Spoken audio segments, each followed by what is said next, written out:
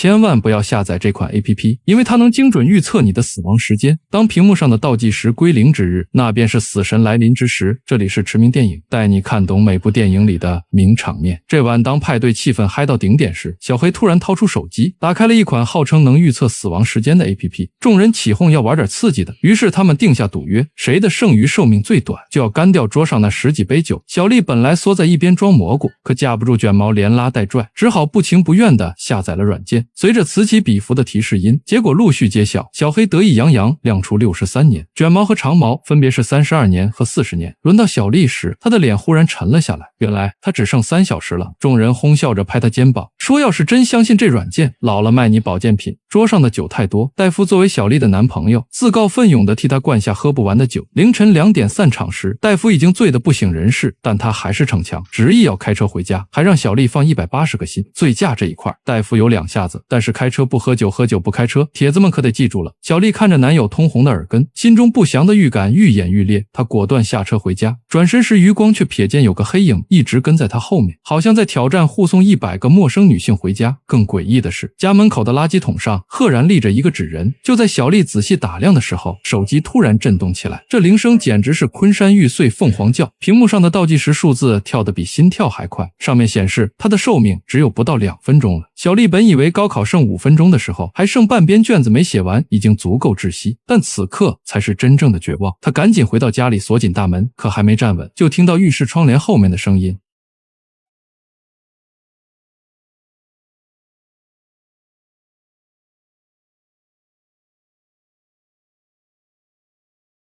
小丽从高空坠落的那一刻，手机上的倒计时刚好归零。与此同时，戴夫的车子失控冲出公路，一头栽进路旁的树林里，车身扭曲变形，挡风玻璃碎成蛛网，他的额头被划开一道血口，但所幸8字比铁还硬，但估计这次祖先也是在底下把人情求遍了。然而副驾驶的位置却被一根断裂的树干直接贯穿，如果小丽当时没有下车，现在恐怕已经被钉死在了座椅上。可惜无论怎么逃，漂亮的小丽还是早早就下线了，甚至恶魔还给她体贴的上了双保险。第二天，医院的白炽灯照得人头晕目眩，戴夫躺在病床上，他还有10几个小时就要做手术了。护士奎恩见他脸色惨白，便轻声询问情况。戴夫声音发颤，说起了那款诡异的死亡预测软件以及小丽昨晚的遭遇。更可怕的是，他现在也只剩下10几个小时了。奎恩听完笑了笑，安慰他这不过是无聊程序员搞的恶作剧，让他别太紧张。可当手术时间临近，戴夫的情绪突然崩溃，他无意间瞥见走廊的玻璃窗上浮现一道黑影，像是一张模糊的人脸。他猛地回头，身后却空无一人。然而下一秒，玻璃砰的炸裂，吓得他连滚带爬冲进楼梯间，死死关上门。突然门外传来急促的敲门声，戴夫慌张后退，没想到此时楼梯间所有灯光都熄灭了，黑暗瞬间吞没了一切。戴夫颤抖着掏出手机，刺眼的倒计时赫然显示着还剩1分30秒，他的呼吸几乎停滞，拼命推门，门却纹丝不动。恍惚间，似乎有人推开了防火门，他屏住呼吸四处打量，突然一个黑影嗖的一下窜了上来，脚步声一步步逼近，戴夫的心脏狂跳，几乎要冲破胸腔。他死死盯着楼梯拐角，握紧手机，冷汗浸透了病号服。然而那脚步声却诡异的从他头顶传来，他猛地抬头，手机灯光照向高处，小丽正站在那里，面无表情的看着他。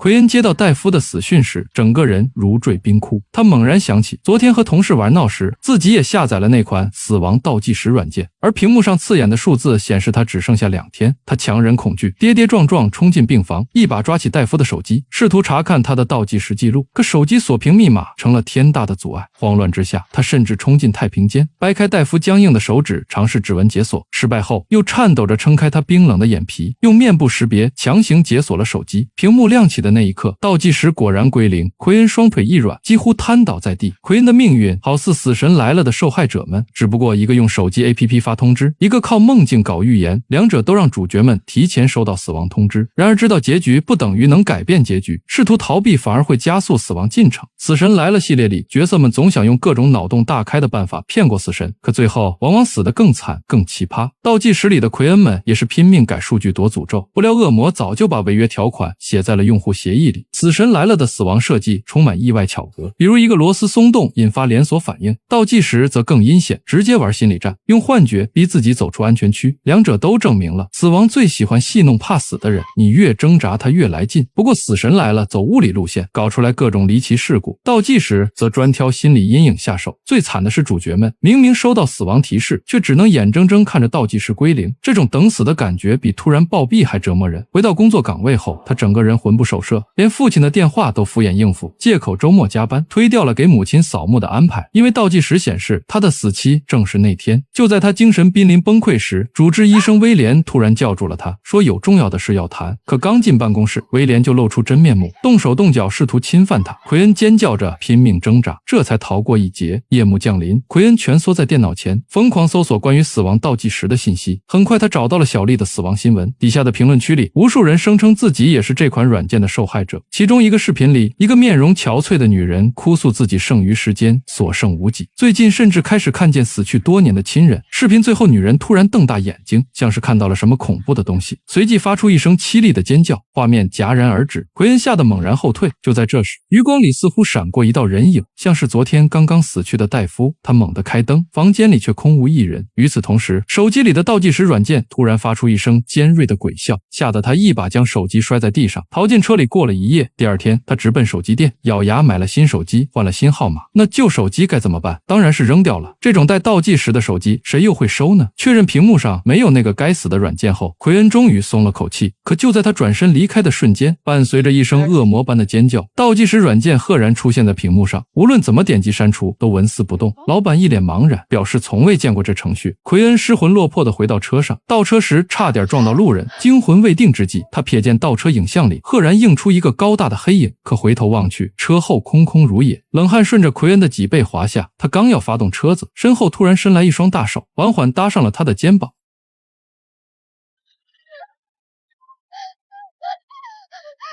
那男人骂骂咧咧地拽着奎恩的衣领，指着自己雷克萨斯的刮痕不依不饶。就在他扬起拳头时，马特从手机店冲了出来，警告他不要对奎恩动手，否则自己会让他好看。接着马特拿出一叠钞票打发走了男人，还亮出了自己的手机，问奎恩是不是也收到了这个东西。两人交换了一个心照不宣的眼神，同样都是倒计时的受害者，他们都发现了诡异之处。为什么有些人能活到100岁，而他们却被判了死刑？除此之外，他们两个都收到了倒计时的提示，说他们违反了用户协议，也就是每个软件在注册时让用户点击同意的条款，而条款里面的内容他们两个当时都没有仔细看。为了搞明白这其中的原因，他们拦住一个醉汉，诱使他下载软件。就在醉汉即将点击同意时，两人抢过手机，果然协议里藏着恶魔的霸王条款，用户应接受其命运的条款，不能使用倒计时提供的信息来改变自己的命运，否则都将视为违反约定，恶魔会强行过来收走你的灵魂。现在你在注册新账号时还敢不看用户条款吗？恶魔的卖身契就是这种藏在犄角旮旯的文字陷阱，如果不仔细阅读每一条合同条款，只怕最后成为了被奴役的包身工。同样是按契约行事，《电锯惊魂》则充满了机械和冷酷，而午夜福音式的因果报应在这里也能玩出新花样。这种规则类恐怖最妙的地方在于，恶魔会严格执行每一条约定，但最讽刺的是，当角色终于读懂游戏规则时，往往已经深陷死局。这种慢慢收网的窒息感，比直接跳出来吓人高级多了。马特想起自己退掉的火车票，奎恩则惊觉自己取消了全家出行计划。他们都在无意中试图改变命运，因此招来了恶魔。驱魔这种事儿还得找专业的人来做，于是他俩赶紧来到一座教堂。教堂里，老神父听完讲述后沉吟了一下，接着讲述了一个中世纪王子的故事。一位年轻的王子被老国王叫到前线去鼓舞士气，王子害怕自己会在这场战争中去世，到时候王位被自己的弟弟夺去，于是他找到了一位吉普赛女人，问他自己会不会在这场战争中活下来。那女人没有说话，递给了王子一张带数字的纸条，而纸条显示他3天后就会死亡，刚好就是那场战争的时间。吉普赛女人警告王子，不能用这纸条去救你自己。王子表面上同意了，但他转手就把纸条递给了自己弟弟，让弟弟代替自己去打了这场仗。庆幸的是，他老弟活了下来，赢得了战争。同时，一个叫奥丁的恶魔就找上了这王子，折磨了他几天之后，在倒计时归零的那一刻把王子给杀了。两人的心沉到了谷底，死亡好像已经变成了板上钉钉的事，但神父还是有办法，他要奎恩·马特找来软件的代码，看看里面会不会藏着什么玄机。夜幕降临，手机店老板原本要正常下班，但此时他被银行卡里的数字狠狠震撼，手指在键盘上飞舞。不一会会儿，屏幕上跳出大段代码，第一页是一段看不懂的拉丁文，奎恩就赶紧用手机拍了下来，而后面则跟着密密麻麻的姓名与倒计时。奎恩赫然发现妹妹的名字也在其中，时间也是所剩无几。老板迅速修改了所有数据，妹妹手机上的数字也变成了86年。两人长舒一口气，以为危机解除了。这一晚，奎恩主动邀请马特到他家留宿，两个人在诉说彼此的心事之后相拥而睡了。时间到了后半夜，卧室的顶灯闪烁了几下后突然熄灭，奎恩紧跟着惊醒，但感受到马特温热的胸膛，他又不由得松了口气。突然他瞥见房门外一个模糊的影子闪过，他赶紧呼喊着旁边的马特，但没想到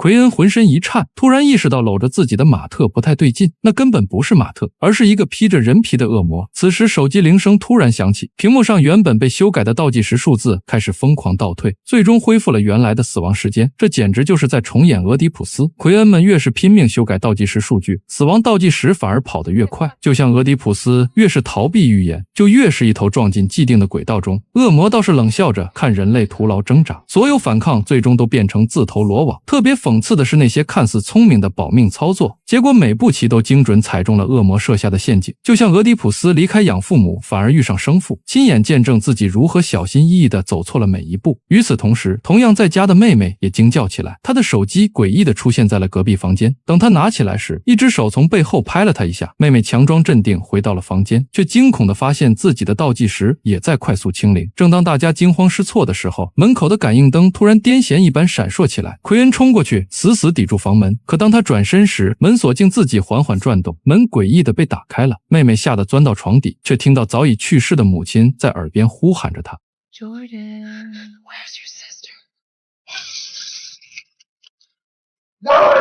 妹妹惊慌地拉开大门时，正好撞见了赶过来的奎恩二人。镜头一转，三个人结伴再次找到了神父。当三人跌跌撞撞冲进教堂时，神父正对着电脑屏幕露出如释重负的笑容。他指着那段拉丁文代码，解释着内容大概是诅咒会找上你，让你生不如死，直到被彻底摧毁。可能已经有帖子想到午夜凶铃了。倒计时只是把索命录像带变成普通智能手机，得亏手机屏幕小爬不出贞子，但午夜凶铃让观众害怕看电视，倒计时也完全可以让观众从此不敢下载倒计时。无论是下载后将一生紧紧跟随的诡异繁殖，还是死亡前夕的尖叫预兆，都和午夜凶铃的录像带有共同之处。不过神父要所有人放宽心，因为只要是诅咒就有破解的方法，而恶魔撒旦是谎言之父，如果能证明他说谎了，就能破解诅咒。倒计时最少的是马特，于是神父迅速取下银质十字架挂在马特脖子上，又抓来几袋食盐，让所有人用盐画了一个图案。他解释说，只要站在结界内，恶灵就伤不了分毫。盐圈驱魔这个设定堪称西方驱魔题材的经典标配，把厨房调味料食盐和大蒜活生生变成对抗恶魔的战略物资。参考招魂系列就知道，驱魔戏码的精髓在于仪式感。盐圈不是简单的一个圈，而是和结界一样无敌的存在。一切准备就绪，整座教堂的灯光突然集体熄灭，仿佛有无数看不见的东西正在包围他们。所有人汗毛直竖，赶紧站到圈里，躲在神父后面。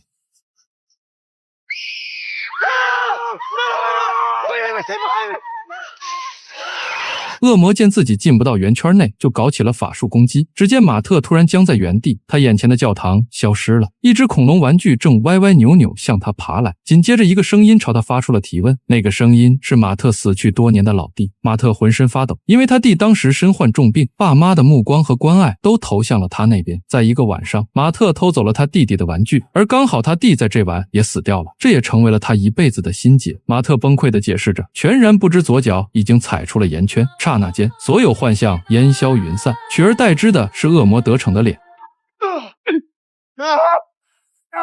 奎恩追出来，只能眼睁睁看着马特被飞驰的汽车撞飞。他冲过去时，马特已经没了呼吸，瞳孔扩散，而手机屏幕上的倒计时刚好归零。就在这时，妹妹突然捂着肚子瘫软在地。奎恩掀开她的衣服，发现一根断裂的钢筋不知何时刺穿了她的腹部。他赶紧带着妹妹到医院抢救。医院里，刺鼻的消毒水味混合着血腥气。电视新闻正播报着一列火车脱轨的惨剧，乘客全部死亡，无一生还。奎恩盯着屏幕，浑身发冷，因为那正是马特原本要乘坐的班次。正当他束手无策之际，突然他注意到了威廉医生，他的脸上仍然挂着令人作呕的假笑。奎恩盯着他，一个疯狂的念头在脑海中闪现，他记得威廉也下载了那个软件。很快他整理了下情绪，主动来到了威廉的办公室，装出羞怯的样子，说那天是自己对不起威廉，其实自己也想跟他进行到下一步，但是那天家里出一点事，心情不太好。威廉眼睛一亮，贪婪的目光在他身上游走。奎恩故作紧张地环顾四周，压低声音说自己会在隔壁废弃的住院部等他。威廉果然上当，他鬼鬼祟祟地推开废弃楼层的大门，他兴奋地搓着手，以为奎恩在和他玩什么 play， 但回应他的是一记闷棍。奎恩从阴影中冲出，钢管狠狠砸在威廉后脑，他踉跄着倒地。奎恩掏出准备好的吗啡针剂，就在针尖即将刺入的瞬间，一只漆黑的利爪突然从地底伸出，猛地将威廉拖到了一边。奎恩愣了一秒，随即露出了然的表情，这个办法果然行得通。他抄起钢管追了上去。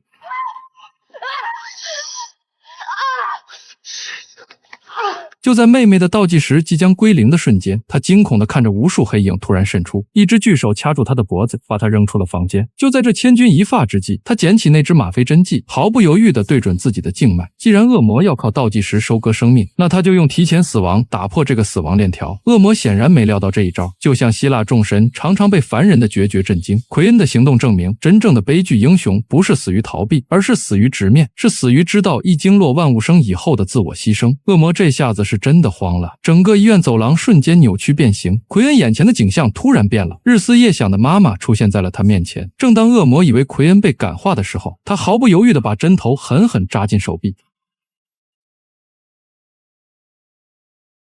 当奎恩倒下去的那一刻，恶魔也无能为力，只能垂死挣扎，紧接着就化成一道灰烬消失了。这边妹妹虽然活了下来，但她心痛的要死，赶紧爬过去抱起姐姐查看她的情况。就在奎恩瞳孔开始扩散的瞬间，妹妹突然发现她手臂上写着纳洛酮，是一种能中和吗啡的一种解药。她发疯似的翻找奎恩的口袋，果然摸出一支预充式纳洛酮注射器，她就赶紧给姐姐打了一针，把奎恩从死亡边缘给拉了回来。游走了几千年的恶魔始终没有想到自己会败在了21世纪化学科技之下。倒计时里的恶魔条款堪称21世纪的浮士德交易，把生死买卖包装成用户协议，让每个点击同意的人都成了现代浮士德。恶魔没有举着羊皮纸出现，而是把契约藏在 APP 那永远没人看的用户条款里。最讽刺的是，主角们注册时随手划过，根本没意识到自己签了卖身契。鬼妈妈里用纽扣眼睛象征被控制的灵魂，而倒计时里每个下载 app 的手机都锁住了一个灵魂。但恶魔显然没有预料到人类的自我牺牲精神以及现代科技的发展速度。奎恩最后的自我牺牲看似认命，实则破局，用21世纪的针管完成了古希腊式的英雄悲剧。恶魔算准人类会害怕死亡，可没料到有人敢提前赴死。这部电影最恐怖的不是跳下镜头，而是散场后再一次注册新 APP。 谁知道那个没仔细看的用户协议里是不是也藏着卖身条款？不是所有电影都有现实的结局，但是每场恐惧都有真实的源头。我是驰明，我们下一部电影再见。